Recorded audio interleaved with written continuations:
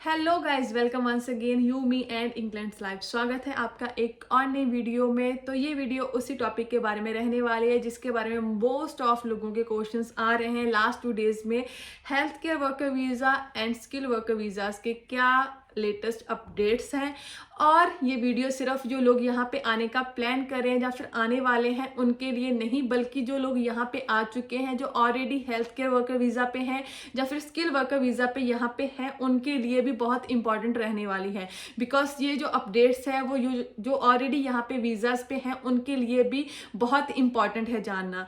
तो अगर आप यहाँ पे ऑलरेडी इस वीज़ा पे हो या फिर आने का प्लान कर रहे हो तो watch this video till the end, ताकि आपको प्रॉपर इन्फॉर्मेशन। तो गाइस, अगर आप मेरा चैनल फर्स्ट टाइम विजिट कर रही हो तो मैं आपको बता देती हूँ, मेरा नाम है गुरप्रीत और मैं बनाती हूँ informative video specially about UK life, UK visas. अगर आप जो चैनल फर्स्ट टाइम विजिट कर रहे हो तो आप मुझे सब्सक्राइब कर सकते हो for informative video specially about UK life, UK visas. तो ये चैनल आपके लिए हेल्पफुल रहने वाला है अगर आप यूके में मूव कर चुके हो तब भी, और अगर आप मूव करने का प्लान कर रहे हो तब भी।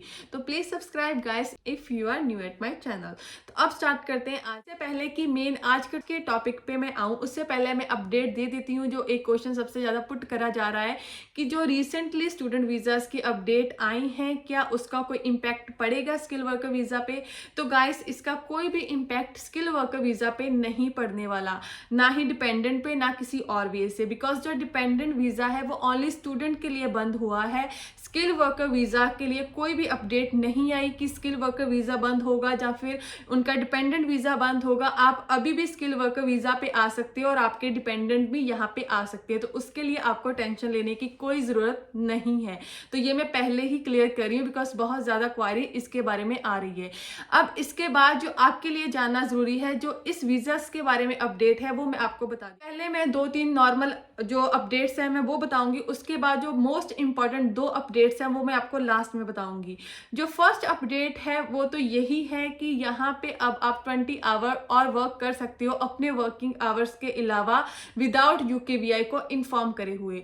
ये मैंने पिछली वीडियो में भी इस बारे में प्रॉपर इंफॉर्मेशन दी थी, मैंने प्रॉपर समझाया था। अगर आपको इसके बारे में प्रॉपर इंफॉर्मेशन चाहिए तो आप वो वीडियो देख सकते हो, बिकॉज इस टॉपिक को मैं ज्यादा इसमें नहीं बताऊंगी। सेकेंड अपडेट है वो ये है कि यहाँ पे जो अब मिनिमम सैलरी होती है स्किल वर्कर वीजा के लिए, जब आप वीजा लेते हो तो आपको उतनी सैलरी मिलती होनी चाहिए, वो अब इंक्रीज हो चुकी है।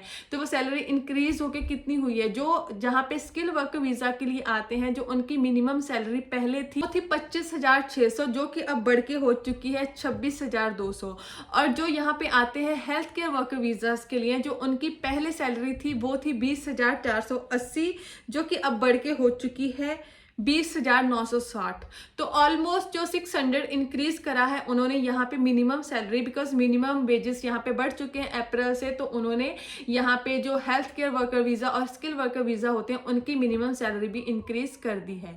तो इसके बाद इसके साथ मिलता जुलता उन्होंने सैलरी तो इंक्रीज करी है, बट साथ में ही उन्होंने यहाँ पे वर्किंग आवर्स को भी कम कर दिया है।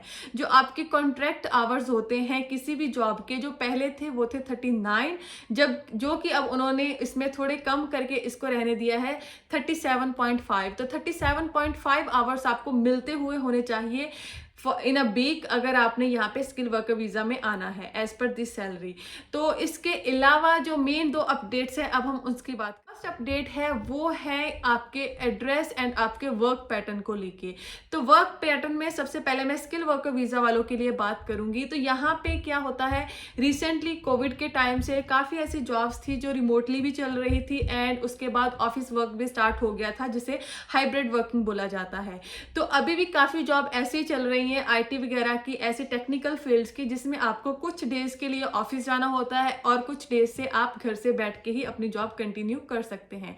और इससे पहले, इस अपडेट से पहले तक ऐसा कुछ भी नहीं था कि जब आप वीजा लेते हो तो आपको ये टोटली यूकेवीआई को बताना पड़े कि आपका वर्क पैटर्न क्या है, क्या आप वर्क फ्रॉम होम कर रहे हो या फिर आप ऑफिस जा रहे हो।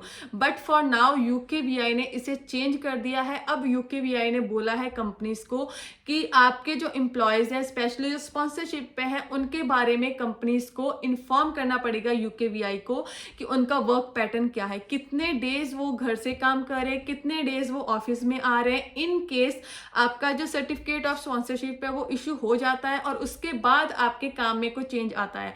लाइक जो कुछ कंपनीज ऐसी थी जिनका जो वर्किंग आवर्स थे, जो वर्किंग थे, वो 4 डेज घर से हो रही थी और 2 डेज ऑफिस में हो रही थी।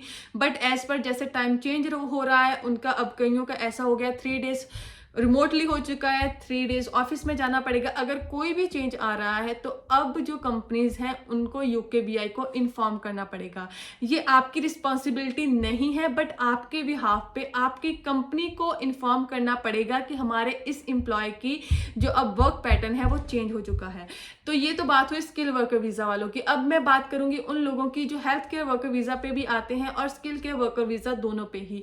इस वर्क पैटर्न के अलावा जो सेकंड कंडीशन यूकेवीआई ने रखी है वो ये है कि कंपनीज को जो आपका एड्रेस है, जो लोग यहाँ पे स्पॉन्सरशिप पे आते हैं, उनका एड्रेस टाइम टू टाइम यूकेवीआई को बताते रहना पड़ेगा। इन केस आपका कोई एड्रेस चेंज होता है, बिकॉज यहाँ पे आके लोग काफ़ी एड्रेस चेंज कर लेते हैं, स्पेशली जो यहाँ पे डायरेक्ट स्पॉन्सरशिप पे आते हैं, बिकॉज स्टार्टिंग में कोई हाउस शेयर में रह रहा होता है, कोई किसी और तरह के इशू फेस करता है, एंड टाइम टू टाइम लोग लाइक प्रॉपर सेटलमेंट के चक्कर में यहाँ पे एड्रेस चेंज होना बहुत सी कॉमन बात है। तो जब भी अब आपका एड्रेस चेंज होगा, आपको अपनी कंपनी को इन्फॉर्म करना पड़ेगा और आपकी कंपनी को आपके बिहाफ पे यूकेवीआई को इन्फॉर्म करना पड़ेगा। तो गाइस, बहुत सारे लोग यहाँ पे बॉदर नहीं करते जब उनका एड्रेस चेंज होता है। कुछ लोग तो अपने डॉक्यूमेंट्स तक पे भी अपना एड्रेस चेंज नहीं करवाते, लाइक जो यहाँ के क्रूशियल डॉक्यूमेंट्स होते हैं। लाइक अभी तक हमारे घर में जो यहाँ के पुराने जो पहले लोग यहाँ पे रह रहे थे उनके लेटर्स आते हैं, तो एड्रेस चेंज कराना यहाँ पे बहुत ही इंपॉर्टेंट होता है। सिमिलरली अब तो और भी ज़्यादा इंपॉर्टेंट हो चुका है अपनी कंपनी को बताना अपना एड्रेस। इन केस अगर आप ये एड्रेस अपनी कंपनी को नहीं बताते, जो आपके फर्दर लाइक आपके बिल्स वगैरह होंगे आफ्टर 5 ईयर, जब आप सेटलमेंट के लिए जाओगे उस टाइम पे जब आपसे पिछले 5 साल का एड्रेस मांगा जाएगा, अगर आप कोई एड्रेस और प्रोवाइड करोगे, आपकी सैलरी स्लिप या आपके एम्प्लॉयर या आपका रिकॉर्ड कोई और एड्रेस बताएंगे, तो उस टाइम पे आपके लिए बहुत ज़्यादा प्रॉब्लम हो सकती है। जैसे ही आप यहाँ पे अपना एड्रेस चेंज करवाओ, साथ में ही अपनी कंपनी को इन्फॉर्म कर दो कि हमने अपना एड्रेस चेंज कर लिया है, प्लीज़ आप इसे अपडेट कर दो। और जो तो बड़ी कंपनीज होती हैं जिनमें प्रॉपर एचआर टीम्स वगैरह होती हैं, प्रॉपर इमिग्रेशन टीम वगैरह होती है, उनमें तो आपको कोई टेंशन लेने की बात नहीं है। वो तो ऑफकोर्स साथ साथ में ही जो उनकी रिक्वायरमेंट्स है वो फुलफिल करती रहती हैं यूकेवीआई की। बट जो छोटी कंपनीज हैं, स्पेशली जैसे केयर की कंपनीज हैं जो अभी जस्ट इस्टेब्लिश हुई हैं 2-3 साल से, उनकी जो प्रॉपर टीम्स नहीं है वर्किंग की, तो वहां पे आपको खुद भी इनिशिएट लेना पड़ेगा, अपनी कंपनी को बोलना पड़ेगा कि प्लीज हमारा जो एड्रेस है वो यूकेवीआई की साइट पे अपलोड कर दिया जाए, बिकॉज हमने ये चेंज कर दिया है, तो आप इसे अपडेट कर दो।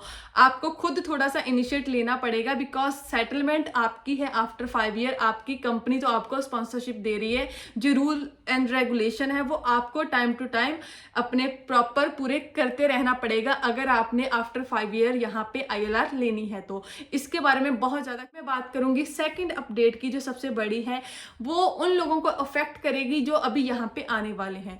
अब यूकेवीआई ने जो यहाँ पे कॉस्ट है, सर्टिफिकेट ऑफ स्पॉन्सरशिप है, स्पेशली कंपनीज के लिए थोड़ा सा रूल उसके लिए चेंज करा है। पहले क्या होता था कि यहाँ पे कंपनी जब लाइसेंस लेती थी तो उन्हें अनडिफाइंड कॉस्ट मिलता था। लाइक मान लीजिए कि मेरी कंपनी है, मैं यूकेवीआई को बताऊंगी कि इतनी बड़ी मेरी कंपनी है, इतने मेरे एम्प्लॉयज़ हो सकते हैं, और मैं साथ में बताऊंगी कि इतने एम्प्लॉयज़ मैं बाहर से लाइक इंटरनेशनली रिक्रूट कर सकती हूँ। तो उस टाइम पे जो मुझे कॉस्ट मिलता था वो कितने नंबर मैं बाहर से रिक्रूट करने वाली हूँ उसके बेसिस पे मिलता था। उस पर मुझे डिफाइन नहीं करना होता था कि कौन सा पर्सन आ रहा है या फिर कौन से पर्सन के लिए ये केस इशू होगा। बट फॉर नाउ यूकेवीआई ने इसे चेंज कर दिया है। फॉर नाउ यूकेवीआई ने ये बोला है कि आपको डिफाइन करना पड़ेगा, जो आप कॉस्ट अब यूकेवीआई से इशू करवाओगे उसमें जो भी पर्सन जिससे भी कंपनी कॉस्ट इशू करेगी उसके बारे में प्रॉपर इंफॉर्मेशन कंपनी को देनी पड़ेगी। उसका क्या बैकग्राउंड है, जो उसके अलावा यूकेवीआई कंपनी से और भी ज़्यादा चीज़ों की डिमांड कर सकती हैं कि क्या एक्चुअली उस कंपनी को और ज़्यादा यहाँ पे वर्कर्स हैं, क्या उनकी नीड है, क्या उनके पास इतना वर्क है कि वो किसी और पर्सन को यहाँ पे बुलाएं, या फिर उसके अलावा जो पर्सन यहाँ पे आ रहा है उसका बैकग्राउंड क्या है, या फिर ये भी पूछा जा सकता है कि सिर्फ वही पर्सन वो क्यों रिक्रूट करें, यहाँ से कोई और पर्सन क्यों नहीं रिक्रूट करें। बिकॉज यहाँ पे पिछले काफ़ी डेज से काफ़ी मंथ से अब जो ये स्पॉन्सरशिप है इसका एक बिजनेस सा स्टार्ट हो गया है। काफ़ी कंपनीज ऐसी भी हैं जिनके पास काम नहीं है, बट बिकॉज ऑफ पहले अनडिफाइंड कॉस्ट मिलते थे तो काफ़ी कंपनीज ने काफ़ी लोगों को यहाँ पे बुला लिया और यहाँ पे आके लोग सफ़र कर रहे हैं।